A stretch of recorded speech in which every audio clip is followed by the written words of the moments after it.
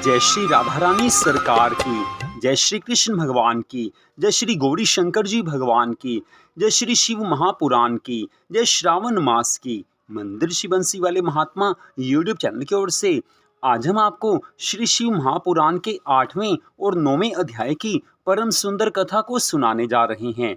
जैसा कि आप सभी जानते हैं कि श्रावण मास में श्री शिव महापुराण की कथा को सुनने मात्र से भगवान की अनंत कृपा मिलती है और जिसके ऊपर भगवान की कृपा हो जाती है उसे जीवन में सभी तरह के सुख, संपत्ति, आनंद प्राप्त होते हैं। मन की सच्ची शांति मिलती है। मन हमेशा के लिए भगवान के चरणों में लग जाता है। तो श्री शिव महापुराण के 8वें अध्याय की कथा इस प्रकार है। ब्रह्मा जी देवऋषि नारद जी से कहने लगे हैं कि हे पुत्र नारद, मेरे तथा भगवान विष्णु द्वारा की गई स्तुति को सुनकर भगवान सदाशिव ने मुस्कुराते हुए इस प्रकार कहा कि हे ब्राह्मण तथा हे विष्णु, तुमने हमारी माया के मोह में पड़कर परस्पर युद्ध किया और अंत में हमने तुम दोनों को अपना भक्त जानकर अपना लिंग स्वरूप प्रकट किया, जिसे तुम दोनों में कोई नहीं पहचान सका। अब तुम्हें ये उचित है कि पारस्परिक विरोध भाव को त्याग कर तुम दोनों ही अहंकार को नष्ट कर दो और वह कार्य करो जिसकी हम तुम्हें आज्ञा देते हैं।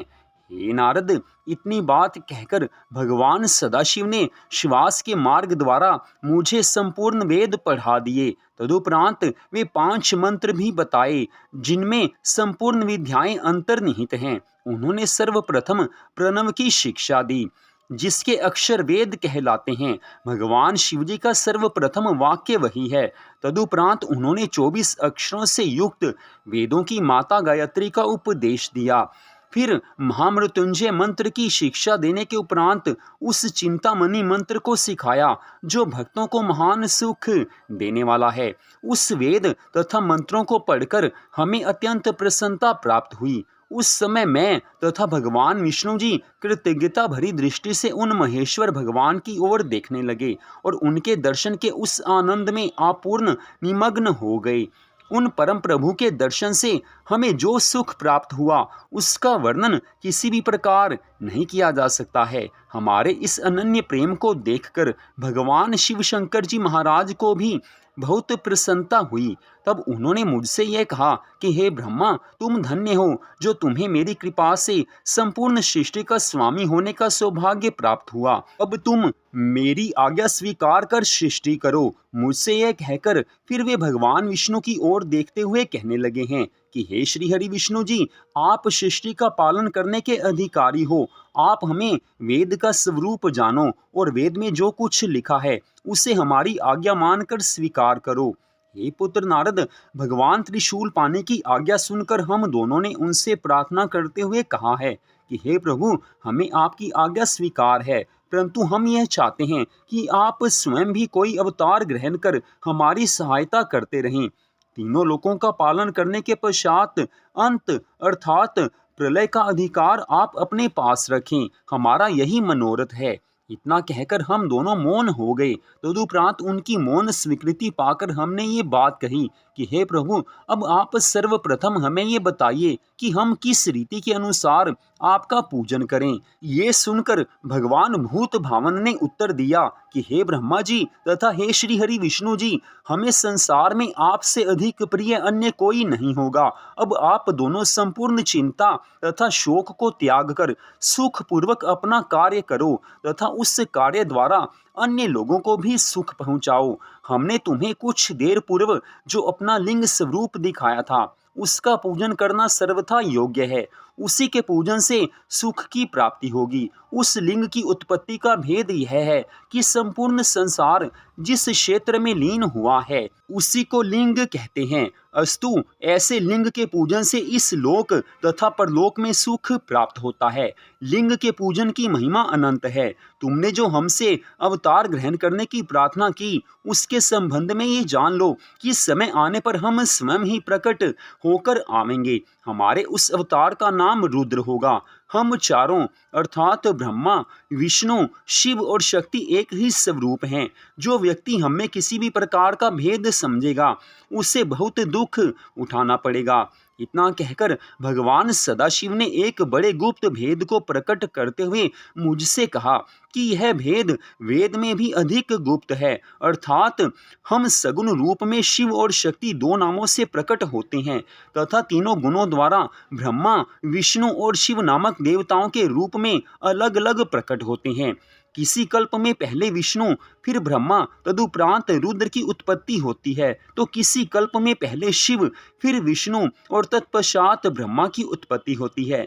इस प्रकार तुम दोनों शक्ति के चिन्ह से रजगुण और सतगुण को ग्रहण करते हो।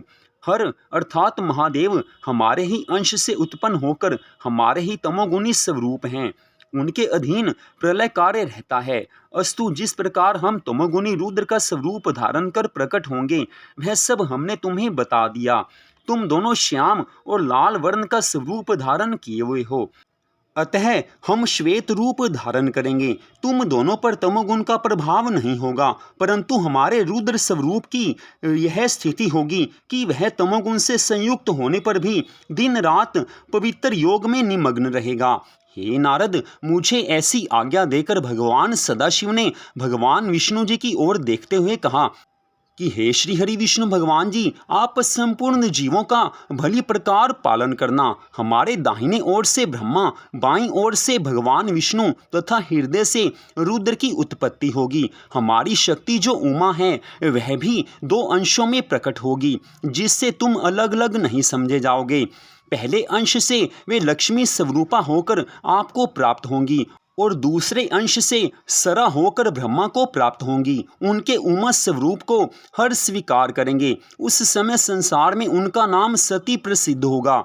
इस प्रकार ब्रह्मा, विष्णु तथा हर, यह तीनों देवता अपनी शक्तियों के साथ रहकर वेद का पूजन करेंगे। अस्तु, तुम दोनों को उचित है कि तुम हमारी इस आज्ञा का अनुसरण करो। ब्रह्मा का एक दिन सहस्त्र चतुर्युग का होगा, इस प्रकार कि 100 वर्ष की आयु ब्रह्मा की होगी। ब्रह्मा की संपूर्ण आयु का समय भगवान विष्णु के आधे दिन के बराबर होगा और भगवान विष्णु की संपूर्ण आयु का समय हर का एक दिन होगा। ऐसा एक दिन व्यतीत हो जाने पर हमारा सगुण स्वरूप निर्गुण होकर प्रलय कर दिया करेगा। इतनी बात कहकर भगवान श्री सदाशिव जी ने हम दोनों के मस्तक पर अपने दोनों हाथ रखे। इस प्रकार उपदेश तथा शिक्षा देकर जब भगवान शिव अंतर ध्यान हो गए, तब हम दोनों शोक से व्याकुल होकर हाथ जोड़कर शिव शिव कहते हुए जिस ओर वे गुप्त हुए थे उसी ओर मुंह किए बारंबार दंडवत प्रणाम करते रहे। अब 9वां अध्याय। ब्रह्मा जी कहने लगे हैं कि हे पुत्र नारद, भगवान सदाशिव की आज्ञा पाकर भगवान विष्णु भी कुछ देर पश्चात अंतर ध्यान हो गए और उन्होंने संपूर्ण लोक को ब्रह्मांड से पृथक कर दिया। अस्तु, उन्हीं भगवान सदाशिव की कृपा से शक्ति को प्राप्त कर मैंने ब्रह्मांड अर्थात सर्वोत्तम सृष्टि को उत्पन्न किया। अब मैं तुमसे जीवों की उत्पत्ति का वर्णन करता हूँ कि वे प्रकृति और पुरुष द्वारा किस प्रकार उत्पन्न होते हैं। जब भगवान सदाशिव तथा उनकी परम शक्ति प्रकृति ने इच्छा की तो उनकी इच्छा द्वारा सर्वप्रथम बुद्धि की उत्पत्ति हुई। उस महतत्व से अहंकार एवं अहंकार से सतोगुण, रजोगुण और तमोगुण की उत्पत्ति हुई। इन तीन गुणों द्वारा पृथ्वी और आकाश उत्पन्न हुए। इसी प्रकार क्रमानुसार देवता, मनुष्य आदि योनियों की उत्पत्ति हुई। फिर मैंने भगवान सदाशिव के चरणों का ध्यान धरकर सर्वप्रथम सनक, सनंदन, सनातन, सनत कुमार एवं ऋभु इन 5 मनुष्यों को उत्पन्न किया। वे सब भगवान सदाशिव का ध्यान धरने के अतिरिक्त और कुछ नहीं जानते थे। इन्होंने मुझसे ये कहा कि हम लोग सृष्टि उत्पन्न करने का काम नहीं करेंगे। इस अवज्ञा को देखकर मुझे उनके ऊपर बहुत क्रोध आया, परंतु श्री हरि विष्णु भगवान जी के समझाने पर मैंने उस क्रोध को शांत कर लिया। तत्पश्चात मैंने परिश्रम पूर्वक बहुत समय तक तपस्या की, परंतु जब उस तपस्या का कोई फल नहीं निकला तो मुझे अपने मन में बहुत आश्चर्य हुआ। उस समय मैं भगवान सदाशिव की माया से ऐसा भयभीत हुआ कि मेरे नेत्रों से आंसुओं की बूंदें टपकने लगी हैं। उस समय भगवान सदाशिव ने दयालु होकर मुझे सद्बुद्धि प्रदान की, जिससे मेरे हृदय में ऐसी इच्छा उत्पन्न हुई कि यदि भगवान शूलपाणि ही मेरे पुत्र होकर जन्म लें तो संपूर्ण कार्य स्वयं ही सिद्ध हो जाएंगे। इस बात को मन में रखकर मैं फिर बहुत समय तक योग समाधि में लीन हो गया। मेरी उस तपस्या से भगवान सदाशिव अत्यंत प्रसन्न हुए हैं और सृष्टि की वृद्धि करने के लिए उन्होंने मेरी भुवों के निचले भाग से अवतार ग्रहण किया। उन्होंने अपने उस अवतारी शरीर में वे चिन्ह प्रकट कर दिए जिन्हें मैंने सर्वप्रथम भगवान विष्णु जी के साथ उनका दर्शन प्राप्त करते समय देखा था। ये पुत्र नारद, इस प्रकार भगवान श्री शिव शंकर जी महाराज ने मेरी सहायता करने के हेतु अवतार ग्रहण किया। तो यहीं पर श्री शिव महापुराण के 9वें अध्याय की कथा का विश्राम होता है। इन कथाओं को श्रावण मास में सुनने से भगवान की अनंत कृपा की प्राप्ति होती है।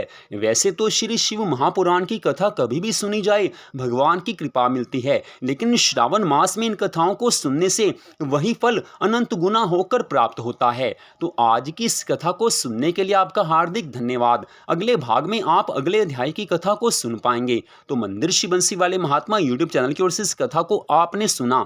भगवान श्री राधा कृष्ण जी की, भगवान श्री गौरी शंकर जी की, श्रावण मास की, श्री शिव महापुराण की अनंत कृपा सदा आप सब पर, आपके परिवार पर बनी रहे। इसी मंगल कामना के साथ जय श्री राधा रानी सरकार की, जय श्री कृष्ण भगवान की, जय श्री गौरी शंकर जी भगवान की, जय श्रावण मास की, जय श्री शिव महापुराण की। ओम नमः शिवाय। जय जय श्री राधे, जय जय श्री राधे, जय जय श्री राधे श्याम।